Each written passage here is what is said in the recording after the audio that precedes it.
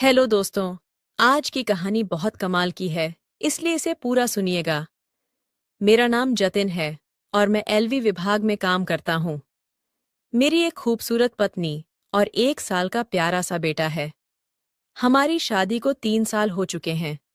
हम दोनों ने लव मैरिज की थी, इसीलिए शादी से पहले ही मेरी पत्नी के घर पर मेरा आना जाना लगा रहता था। मेरी पत्नी का परिवार छोटा था और हमारे घर से बस 2 या 3 किलोमीटर ही है। उनके घर में उनके माता पिता और एक छोटी बहन थी। उसकी छोटी बहन से तो मैं शादी से पहले ही काफी घुल मिल गया था। मेरे ससुर जी रिटायर्ड टीचर थे और सासू माँ हाउसवाइफ थी और मेरी साली साहिबा बीए कर रही थी। ससुर जी के रिटायरमेंट के बाद जो पैसा मिला उसे उन्होंने समझदारी से निवेश किया, जिससे घर की स्थिति काफी अच्छी हो गई थी। अब वह अपने एक दोस्त के 8 साझेदारी में बिजनेस करते हैं, इसलिए दिन भर व्यस्त रहते हैं। मैं भी एक अच्छी पोस्ट पर रेलवे विभाग में नौकरी करता हूँ और मेरी पत्नी भी एसबी बैंक में मैनेजर के पद पर नौकरी करती है। हमारे बेटे की देखभाल की जिम्मेदारी मेरी सासू माँ ने खुद ही उठा ली, क्योंकि हम दोनों ही नौकरी करते हैं तो हमारे बच्चे को संभालना थोड़ा मुश्किल हो जाता है। सासू माँ इस काम को खुशी खुशी करती हैं, क्योंकि यह उनके लिए एकमात्र मनोरंजन भी है और उनको बच्चे बेहद पसंद भी हैं। सच कहूं तो मेरी सासू माँ ने खुद को बहुत अच्छे से मेंटेन किया हुआ है। उन्हें देखकर कोई नहीं कह सकता कि उनकी 2 बेटियां हैं और उनकी उम्र 40 साल है। उनका शरीर पहले से ही एक मलयालम अभिनेत्री जैसा है, इसलिए उनकी डिलीवरी के बाद भी उनके शरीर पर ज्यादा असर नहीं पड़ा। उनकी लंबाई करीब 5 फीट 5 इंच है। घुटनों तक लंबे काले घने बाल, हल्की भूरे रंग की आंखें और उनका शरीर एकदम संतुलित है। उम्र के हिसाब से थोड़ा सा पेट निकला हुआ है, लेकिन नीला इन चेहरे पर एक भी झुर्री नहीं आई। साफ सुथरी गोरी त्वचा और एक आकर्षक महिला हैं। कुल मिलाकर किसी भी आदमी को आकर्षित करने के लिए जो चाहिए वह सब उनके पास है। जब से मैंने उन्हें पहली बार देखा था, तब से ही मेरा मन उनके लिए आकर्षित हो गया था। लेकिन समाज के नियम, संस्कार और रिश्ते नाते सोचकर मैं अपने मन को समझा लेता था। शादी के बाद जब मेरा बेटा पैदा हुआ और पत्नी को 4 महीने बाद नौकरी ज्वाइन करनी पड़ी, तब से सासू माँ ने बेटे की देखभाल अपने हाथों में ले ली थी। इसी वजह से मुझे रोज बेटे को छोड़ने और लेने के लिए ससुराल जाना पड़ता था। उनसे रोज मिलने और बातचीत करने के बाद मेरे अंदर दबे हुए विचार फिर से उभरने लगे थे। तब मैंने ठान लिया कि एक दिन उनसे अपने मन की बात जरूर कहूंगा। कई दिनों तक तो मैंने कोशिश की, लेकिन हिम्मत नहीं जुटा पाया। कुछ दिन गुजरे और इसी बीच ससुर जी के किसी दोस्त की मैरिज पर जाना था। ससुर जी खाने पीने के शौकीन थे और दारू वारू भी पी लेते थे, इसीलिए वह शादी में 7 दिन पहले ही चले गए। ससुर जी शादी में कुछ ज्यादा ही दारू ना पी ले, इसीलिए सासू माँ ने ससुर जी का ख्याल रखने के लिए अपनी छोटी बेटी को भी साथ ही भेज दिया। घर में सासू माँ अकेली रह गई थी, इसीलिए मैंने और मेरी पत्नी ई ने सोचा कि जब तक ससुर जी नहीं आते तब तक हम सासू माँ के घर ही रहेंगे। हम दोनों को ही नौकरी से शाम के 5 बजे छुट्टी हो जाती है, लेकिन मेरी ड्यूटी मेरे शहर में ही होने की वजह से मैं अब 5:30 ही घर आ जाता हूँ। लेकिन मेरी पत्नी की ड्यूटी शहर के दूसरे ब्लॉक में है, इसीलिए वह वहां से 5:15 बस से शहर आ जाती है और मैं इनको बाइक से घर ले आता ही हूँ। आज हम घर में सिर्फ मैं और मेरा बेटा और मेरी सासू माँ रह गए थे। जब भी मैं अपने ससुराल से अपने बेटे को लेने जाता था, तो मैं वहां से चाय जरूर पीता था और चाय मेरी साली साहिबा बनाती थी। आज शाम जब मैं ससुराल गया तो मेरा मन चाय पीने के लिए ओ किया, लेकिन मेरी साली साहिबा तो ससुर जी के साथ शादी में गई थी, इसीलिए आज चाय सासू माँ बनाने वाली थी। वह किचन में चाय बनाने के लिए गए। चाय बनाने के दौरान अचानक किचन में से जोर से गिरने की आवाज आई। जब जाकर देखा तो सासू माँ जमीन पर गिरी हुई थी।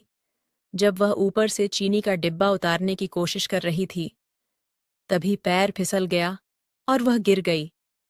उनके पैर में चोट आ गई थी, जिससे चलने में दिक्कत हो रही थी। तब मैंने उन्हें सहारा देकर उठाया और बाहर के कमरे तक ले गया।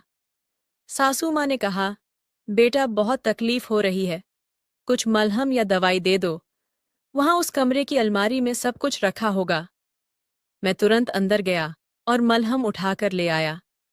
मैं तुरंत अंदर गया और मलहम उठाकर ले आया और अपनी सासू माँ के हाथों में दे दिया। उन्होंने मलहम अब तक हाथ में लिया और लगाने लगी।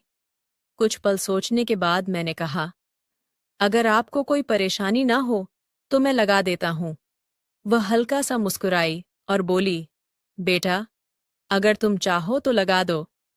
मैंने मन में सोचा कि इसी बहाने आज पैर छूने का मौका मिलेगा, बाकी बातें बाद में देख लेंगे। फिर मैं उनका पैर अपने हाथों में लिया और तलवे पर हल्के हाथ से मलहम लगाकर मालिश करने लगा। उनके चेहरे पर संतोष के भाव दिखाई दे रहे थे। दर्द वाली जगह पर हल्के और बाकी हिस्सा पर थोड़े जोर से दबा देते हुए मैं मस करता रहा। थोड़ी देर के बाद मैंने उनसे पूछा, अब कैसा लग रहा है माँ जी? उन्होंने कहा, बहुत अच्छा लग रहा है। मैंने पूछा, और करूं क्या? उन्होंने तुरंत कहा, हाँ कर दो। इसके बाद मैंने धीरे धीरे पूरी तलवे की मालिश शुरू कर दी। मैं अनुभव के आधार पर मैं जान गया था कि कहाँ कहाँ दर्द हो सकता है। फिर कुछ मिनट के बाद मैंने पूछा, सासू माँ अब कैसा लग रहा है? उन्होंने कहा, अब आराम महसूस हो रहा है बस। अब ठीक है बेटा, अब मैं घुटनों पर खुद लगा लूंगी। उनके ऐसा कहने से मेरा सारा उत्साह ठंडा पड़ गया। लेकिन मैंने हिम्मत करके फिर कहा, अगर आपको कोई आपत्ति न हो तो मैं घुटनों की मालिश कर देता हूं। मुझे पता नहीं था कि उनका जवाब क्या होगा, लेकिन उन्होंने हंसते हुए कहा, तलवों पर मलहम लगाते में इतना झिझक रहे थे, अब घुटनों पर लगाने के लिए तैयार हो गए। इस सवाल से मैं चौंक गया। समझना, ई आया क्या जवाब दूं? तभी वह बोली, बेटा अगर तुम लगाना चाहते हो तो लगा दो, मुझे कोई आपत्ति नहीं है।